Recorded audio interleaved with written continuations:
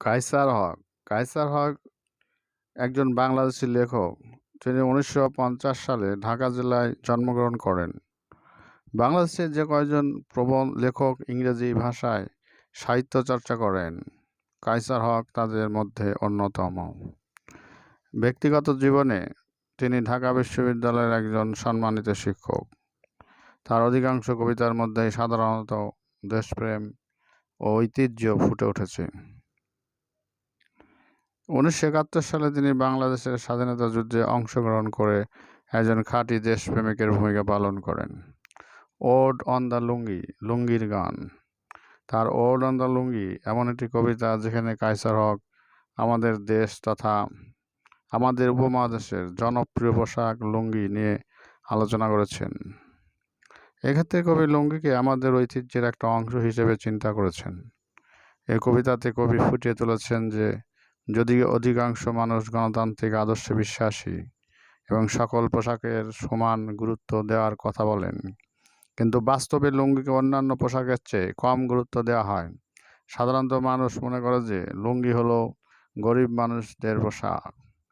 এছাড়াও কবি আরেকটি কথা দুঃখের সাথে বলছে যে যদিও লুঙ্গি পরিহিত লোকের সংখ্যা ইউরোপ এবং মার্কিন যুক্তরাষ্ট্রের মোট জনসংখ্যার চেয়ে বেশি, তবুও মার্কিন যুক্তরাষ্ট্র সহ পশ্চিমা বিশ্ব লুঙ্গিকে অবজ্ঞার দৃষ্টিতে দেখেন।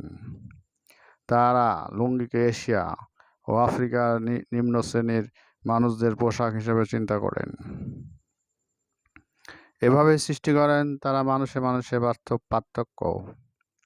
যা হোক, পরবর্তীতে কবিতার স্যুট ও টাই পরিধান করতে পছন্দ করেন তাদের কথা বলেন, যা এই স্যুট ও টাই পরিহিত ভদ্রলোকেরা তাদের পরিচিত জন।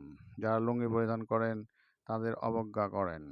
এক্ষেত্রে ব্যতিক্রম হিসেবে শ্রীলঙ্কা এবং মায়ানমারের কথা তুলে ধরেছেন, যেখানে রাজনৈতিক নেতারা লুঙ্গি পরিধান করেন। পরবর্তীতে কবি তরুণ প্রজন্মের কথা তুলে ধরেছেন, যারা বাংলাদেশি কিন্তু পশ্চিমা ভাবধারা পুষ্ট হয়ে বসবাস করে। তারা লুঙ্গিকে সেকেলে পোশাক হিসেবে কল্পনা করেন। এসব কিছুই দেশপ্রেমিক কবিকে আহত করে। তাই তিনি কল্পনা করেন আন্তর্জাতিক লুঙ্গি দিবস ঘোষণা করার জন্য, যেদিন জাতিসংঘের প্রধান লুঙ্গি পরিধান করবেন এবং সারা বিশ্বের কাছে লুঙ্গিকে পরিচিত করে দেবেন। এছাড়া কবি এই কবিতাতে লুঙ্গি কোন ধরনের পোশাক তা আলোচনা করেছেন এবং এই লুঙ্গির নানাবিধ ব্যবহার ও সুবিধা নিয়ে আলোচনা করেছেন। লুঙ্গির ব্যবহার সম্পর্কে কবি বলেন যে লুঙ্গি বসার জন্য আসন মোছার কাজে, লুঙ্গির আঁচল গামছা বা তোয়ালি হিসেবে, পুরাতন লুঙ্গি থালা মোছা এবং ঘরের মেঝে পরিষ্কার করার জন্য, এবং কাঁথা তৈরি উপকরণ হিসেবে ব্যবহার করা যায়। এছাড়া কবি বলেছেন যে লুঙ্গি খুব সহজেই আরও নানাবিধ কাজের জন্য ব্যবহার করা যায়, যেমন শীতের সময় কোমরের সাথে গিঁট দিয়ে সাঁতার কাটার জন্য ছোট প্যান্টের মতো করে ব্যবহার করা যায়। প্রচণ্ড রোদের সময় আরব দেশের লোকদের মাথার উপর পরিহিত কাপড়ের মতো করে অথবা শিখদের মাথায় চতুর্দিকে আটকানো টুপির মতো করে ব্যবহার করা যায়, এবং সোজা করে কোমরের সাথে গিঁট দিয়ে ফুটবল, কাবাডি এবং পানির মধ্য দিয়ে যাওয়ার ঘাগরা স্কার্ট ব্যবহার করা যায়। এভাবে কবি লুঙ্গিকে একটি পরিপূর্ণ পোশাক হিসেবে উপস্থাপন করেছেন।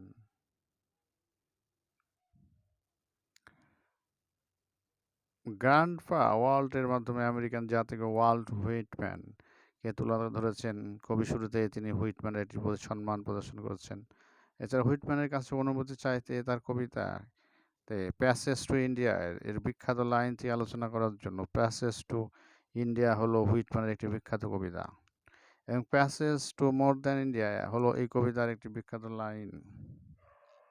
ইন্ডিয়ার বাইরে ভ্রমণ, অর্থাৎ হুইটম্যান ভ্রমণ করার সময় নিজেকে শুধু ইন্ডিয়াতে সীমাবদ্ধ রাখতে চাননি, তিনি ভ্রমণ করতে ইন্ডিয়ার বাইরে যেতে চেয়েছেন। কবিতার এই উক্তিটি কায়সার হক অনেকবার পাঠ করেছেন। এটি তার মনোযোগ আকর্ষণ করে। কায়সার হক অনুমান করেন যেহেতু হুইটম্যান ইন্ডিয়ার বাইরে যেতে চেয়েছিলেন, তাই তিনি হয়তো বাংলাদেশে আসতে চেয়েছিলেন। এভাবেই কবি এই কবিতাটিকে দেশপ্রেমকে ফুটিয়ে তুলেছেন।